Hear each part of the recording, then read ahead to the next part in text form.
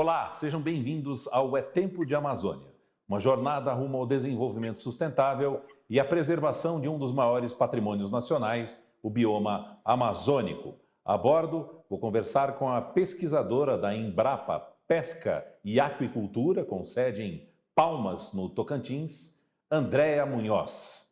O assunto hoje é a bioeconomia dos pescados na Amazônia. Andréa, seja muito bem-vinda aqui ao É Tempo de Amazônia. Qual é o tamanho dessa bioeconomia de pescados na Amazônia? Só para a gente contextualizar um pouquinho o que é esse tema tão interessante e fascinante que nós vamos tratar hoje. Seja bem-vinda. Muito obrigada, boa tarde a todos, obrigada pelo convite. Esse é um assunto muito importante, né? A gente falar primeiro de pescados e associar isso à recente discussão da bioeconomia, né? Que é um assunto que já está sendo tratado com maior destaque em todo o mundo, né? E mais recentemente no Brasil, né? O mercado de pescados, né? Que a gente divide como advindo da pesca e da aquicultura, ele é um mercado em desenvolvimento, né? A gente tem que pensar que no Brasil a pesca já existe há bastante tempo, né? Mas a aquicultura ela é relativamente recente, né? Falando da aquicultura comercial, né? Então ela tem apenas algumas décadas. Então assim é difícil, né? Quando a gente vai comparar com outras cadeias produtivas, né, de proteína animal que já estão consolidadas, né? Que passaram por vários processos. E alguns, inclusive, a ideia é justamente adaptar para a cadeia da piscicultura, né, para modernizar e ampliar toda a sua abrangência, né. Mas falando da bioeconomia de pescado na Amazônia, né, é uma cadeia, tanto da pesca como da agricultura, que são grandes, né. A cadeia da pesca, que é mais tradicional, ela está dividida em 4 setores, né? Tem a pesca comercial, a pesca artesanal, a pesca esportiva e a pesca de peixes ornamentais, né? Falando mais da pesca comercial e da artesanal, né? A comercial ela acontece tanto nos rios quanto na costa amazônica e tem uma série de espécies, mas 6 espécies são predominantes, né? E na pesca artesanal tem uma infinidade de espécies, sendo que algumas também são mais valorizadas, né? E elas constituem a base da alimentação de várias regiões da Amazônia, né? Então, daí que é da sua importância, né? É estimado que aproximadamente 60% da produção de peixes da Amazônia venha desse tipo de pesca, né? Tem a aquicultura, que, como eu falei, ela é mais recente no Brasil todo e também na Amazônia, né? Para a gente ter uma ideia do tamanho desse mercado, em 2019, que é o último ano que o IBGE forneceu a estatística de peixe, na pesquisa pecuária municipal, foram produzidas 160 mil toneladas de peixes, né, oriundos da piscicultura nos estados da Amazônia Legal, né, pensando nos 9 estados da Amazônia, né. E a grande parte da produção são peixes nativos, né, em sua grande maioria, né, principalmente o tambaqui. A principal espécie é o tambaqui, na aquicultura.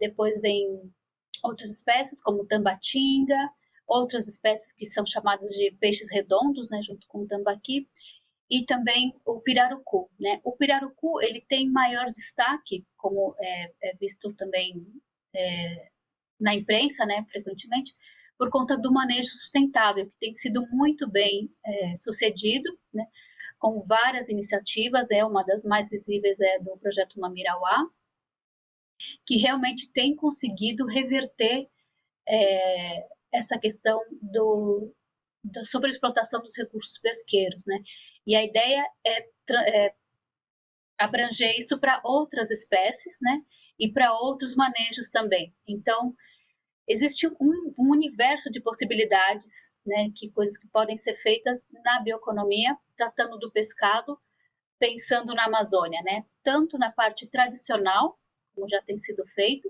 quanto na maior articulação com a indústria e com a pesquisa, com novos materiais, novos usos, né, novas descobertas, né? Então, assim, isso precisa ser feito, já está sendo feito, mas precisa melhorar com a articulação de todos os agentes, né? Agentes públicos, privados, né? A comunidade em si, e isso está acontecendo. E um sinal disso é o consórcio interestadual de desenvolvimento sustentável da Amazônia Legal, né? Isso tem colhido já alguns resultados, e a Embrapa assinou recentemente um protocolo e um plano de trabalho para trabalhar junto com o consórcio e junto com outras iniciativas de desenvolvimento da Amazônia, desenvolvimento sustentável, né? Então, a piscicultura foi escolhida como um dos 3 eixos principais, né, de trabalhos da Embrapa dentro desse protocolo e dentro do plano de recuperação verde, né, que foi apresentado pelos governadores. Então, assim, André, são muitas as oportunidades. Sim, pode falar. o universo realmente é muito vasto, né? Porque o Brasil possui 12% das reservas de água doce do mundo. A maior parte nessa bacia hidrográfica ali na Amazônia. Nós estamos ainda no início, as oportunidades aí de desenvolvimento, desde que respeitada, né, as contingências sustentáveis aí para a exploração desse potencial, é realmente muito vasto. Eu gostaria de entender se eu estou com o entendimento correto. A pesca, ela se aproxima mais do extrativismo e a aquicultura é o desenvolvimento em tanques, em reservas, em ambientes controlados. É mais ou menos isso, não? Exatamente, é isso, mais ou menos como você resumiu. A pesca, ela é um processo extrativista, né? Ou seja, o pescador ele já vai extrair o recurso que está disponível na natureza e, claro, ele agrega valor de acordo com as técnicas que ele tem disponíveis, né? De conservação, de manejo, de transporte, né? Porque, inclusive, se isso não for bem realizado, ele pode, inclusive, perder o produto e ter prejuízos, né? E a aquicultura, ela tem sido feita em diversos sistemas, né? Os mais disseminados são viveiro escavado, viveiro ou tanque escavado, represas, raceways, que se chama, e também em leitos de rio, né? Tem algumas outras, tem alguns tanques também já suspensos e alguns outros sistemas que estão sendo desenvolvidos, né? Também em bioflocos, isso mais em ambientes com escassez hídrica, que ainda não têm sido aplicados na Amazônia, né? Mas uma série de sistemas depende também do nível tecnológico, né? Que podem ser feitas em criação extensiva ou intensiva, com o uso de aeradores, né? E outras tecnologias que vão possibilitar o aumento da densidade, né? Podem ser feitas também em gaiolas, né? Como se chama normalmente, mas que a gente chama de tanques rede, né? Isso está bastante disseminado em outras espécies, como tilápia, que não é permitida na bacia amazônica. E, assim, isso tem uma razão de ser, porque o potencial dos peixes nativos na Amazônia já é muito grande. Então, a tilápia ela já está bem consolidada, tem o seu pacote tecnológico próprio e é excelente para outras regiões do Brasil, né? Mas para a Amazônia, realmente, o caminho são os peixes nativos, principalmente o tambaqui, outros redondos e o pirarucu. Nesse sentido, eu fico aqui me perguntando se essas pesquisas que a Embrapa tem desenvolvido são tecnologias, técnicas que a Embrapa aprimora, desenvolve, descobre, enfim, são incontáveis o que a gente tem registrado aqui no AgroMais. Mas nesse caso específico da pesca, do pescado na Amazônia, foi possível aproveitar alguma coisa dos costumes, dos hábitos das civilizações que já estavam aí na Amazônia? Por exemplo, os indígenas têm algum tipo de técnica ou de manejo que foi aprimorado, desenvolvido e pode ser aplicado até mesmo em outras regiões? É uma curiosidade, André. Sim, sim, claro, totalmente. tem tudo a ver a sua pergunta. Sim, você pode ver, por exemplo, que povos indígenas, comunidades tradicionais, e algumas também outras comunidades, aí por razões de necessidade, não apenas de adaptação ao meio ambiente, acabam fornecendo outros alimentos que não a ração para os peixes, né? E isso, se por um lado isso não for bem controlado, isso pode ocasionar um crescimento irregular dos peixes, né? E um resultado menor, pior do que o esperado, né? Mas, por outro lado, se bem conduzidas, né, e como já acontece em algumas pesquisas de várias unidades da Embrapa, você pode suplementar essa alimentação da ração, né, com alimentos que têm esse suporte proteico e energético que os peixes precisam, né? Então você pode complementar, porque a ração ela é o principal item, né, no custo de produção. Ela responde por 70 a 85% do custo de produção de peixes, né? E tem aumentado, né? Ainda que o Brasil seja um grande produtor de soja, que é um dos principais componentes da ração, por conta de ser uma commodity, de ter preços regulados no mercado internacional, isso não tem se transformado em benefícios para os produtores nacionais, né, que É utilizam possível citar algum exemplo de cultura que foi aprimorada pela Embrapa, nesse caso aí, das rações para os peixes? são pesquisas que estão em desenvolvimento, né? Inclusive na Embrapa Pesca e Aquicultura tem para melhoria da própria digestibilidade das rações, né? E além disso, outras pesquisas também muito importantes com relação à reprodução e à genética dos peixes, né? Porque você precisa dominar todo o ciclo de vida desses pescados e em algumas espécies isso ainda está sendo descoberto e melhor conhecido, como é o caso, por exemplo, do pirarucu, né? Até pouco tempo atrás havia realmente pouco conhecimento sobre a reprodução e já de alguns anos para cá têm sido desenvolvidas novas pesquisas com a melhoria das condições de reprodução e da genética, melhoramento genético para várias espécies também, né?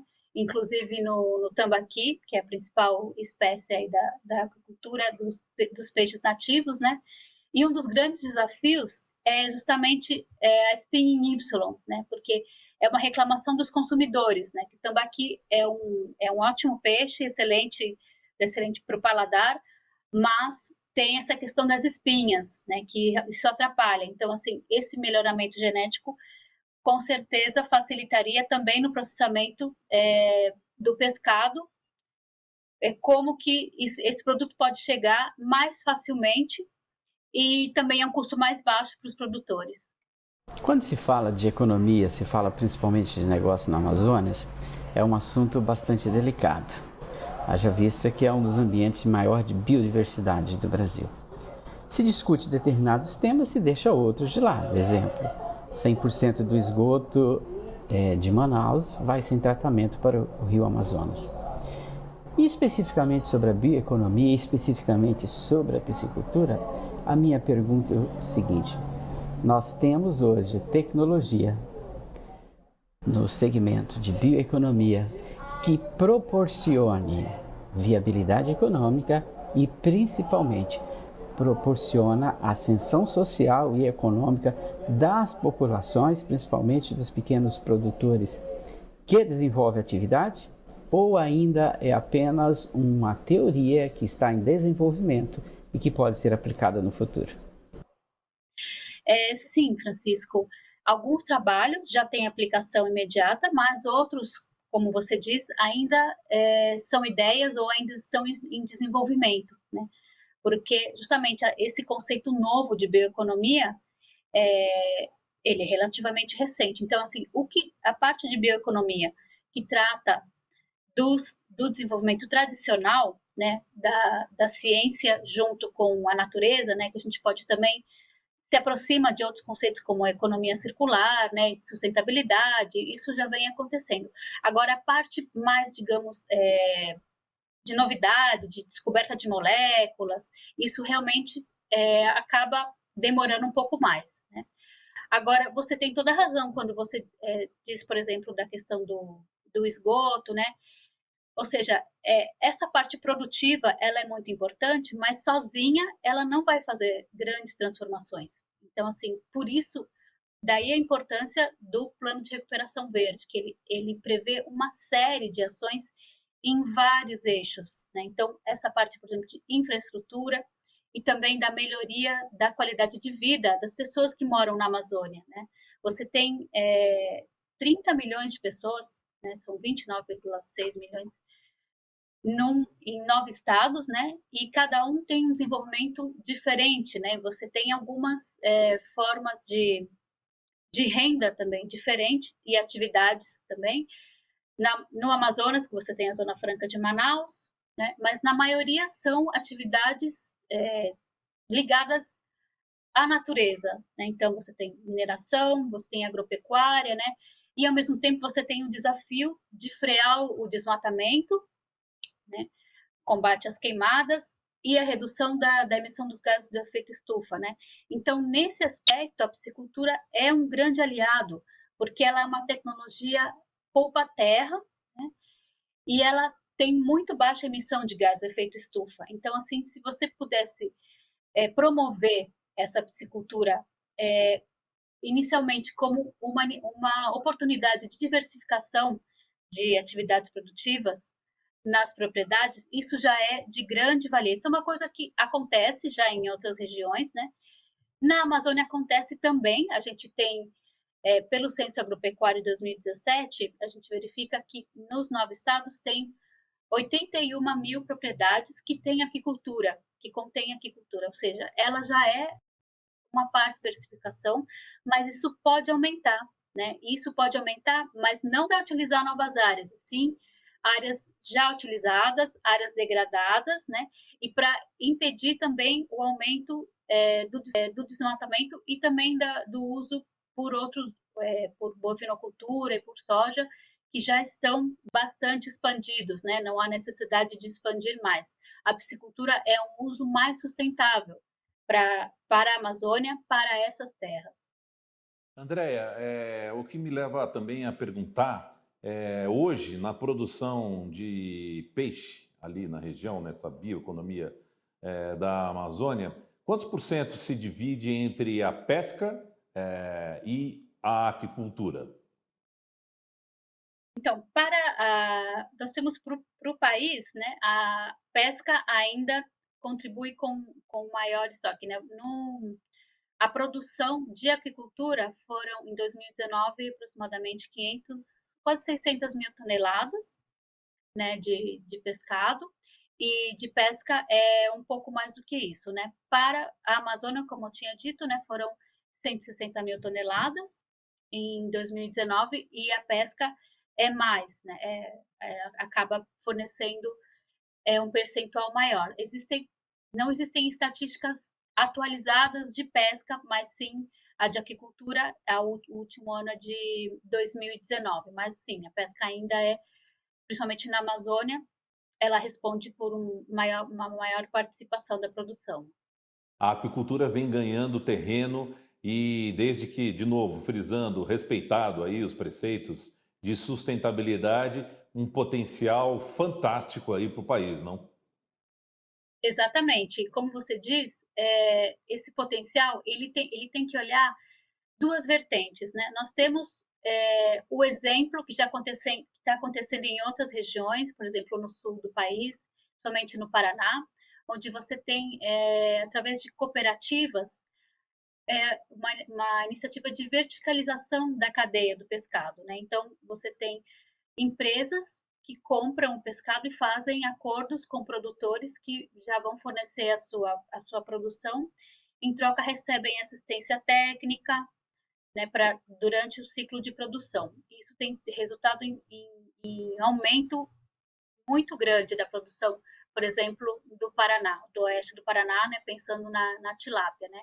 Esse modelo pode ser utilizado em outras regiões, né, mas para a Amazônia ele não pode ser empregado assim dessa mesma forma, porque significaria uma intensificação muito forte. Ele pode ser utilizado em algumas partes, né? Por exemplo, em Rondônia, que já tem já tem a sua produção de piscicultura consolidada, né? Mas aí com peixes nativos, né? Esse seria um caso, né?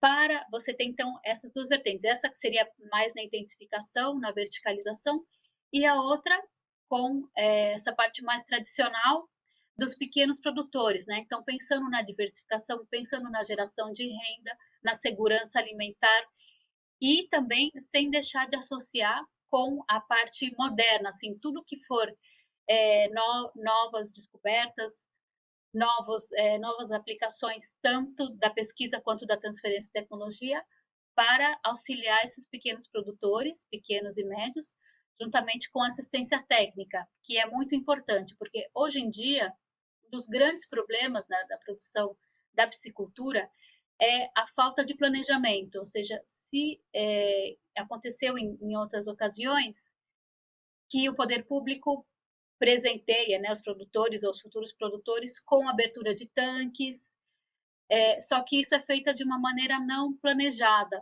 né? Então essa produção não tem os resultados que seriam esperados, né? Então com um efetivo acompanhamento, planejamento e aí a assistência técnica é muito parceira da Embrapa, né?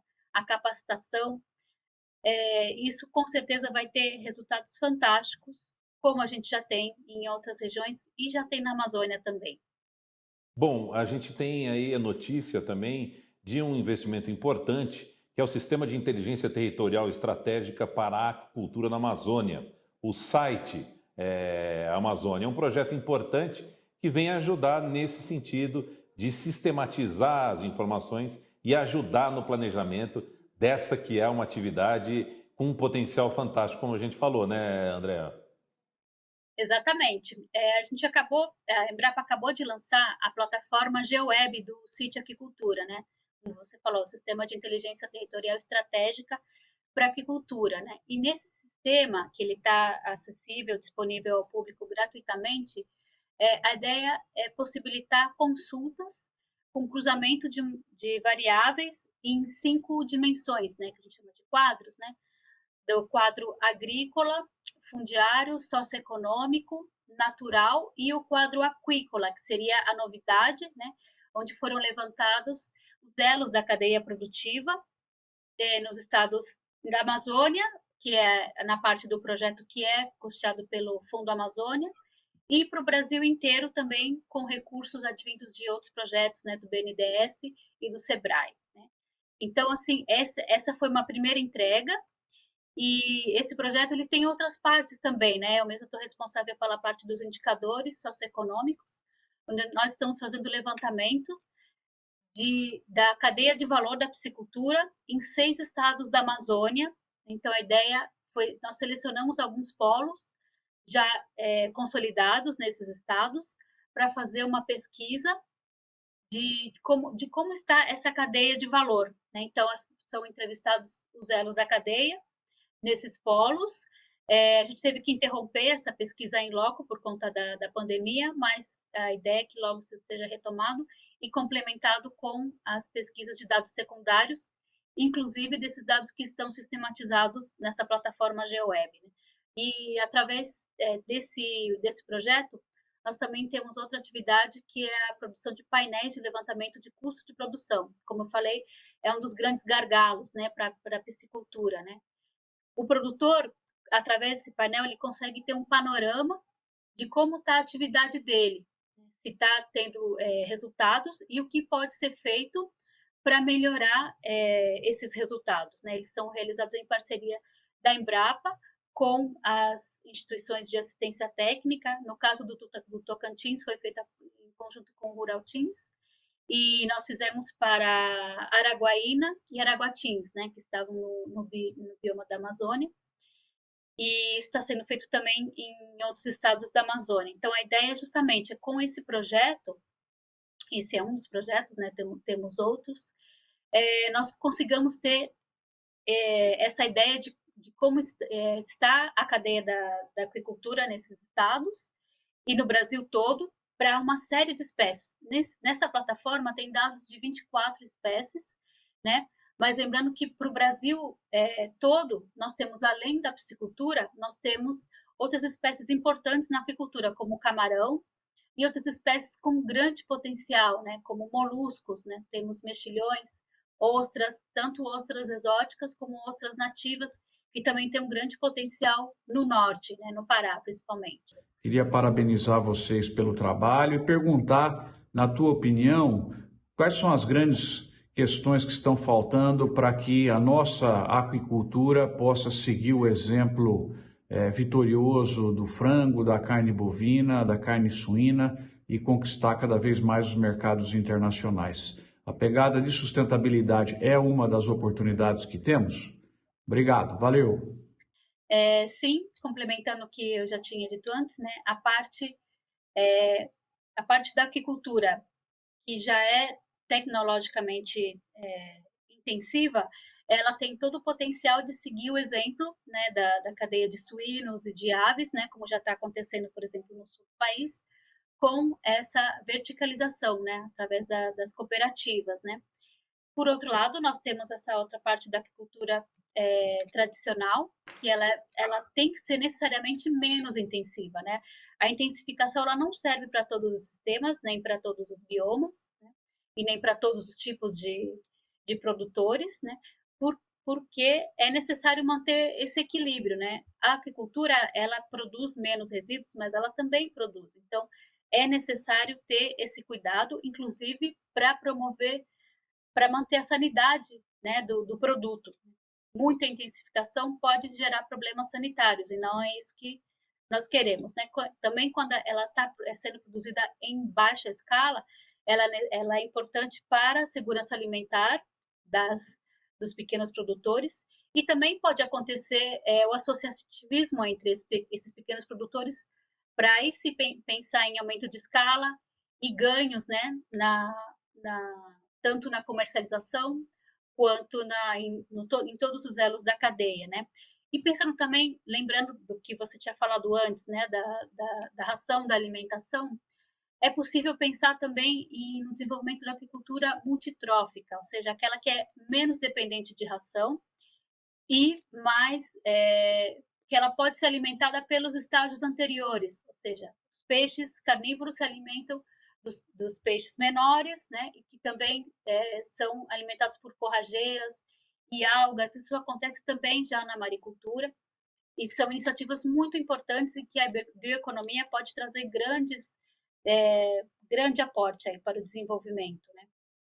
Excelente. Nós, infelizmente, estamos chegando ao final do nosso programa. Eu quero agradecer a Andréa Munhoz, pesquisadora da Embrapa Pesca e Aquicultura de Palmas, no Tocantins. Muito obrigado pela presença aqui no É Tempo de Amazônia, Andréa. Eu que agradeço mais uma vez. Obrigada. Muito bem, quero agradecer também a sua companhia, acompanhando aqui o É Tempo de Amazônia. Fique sintonizado aqui no AgroMais, na semana que vem tem mais. Até lá!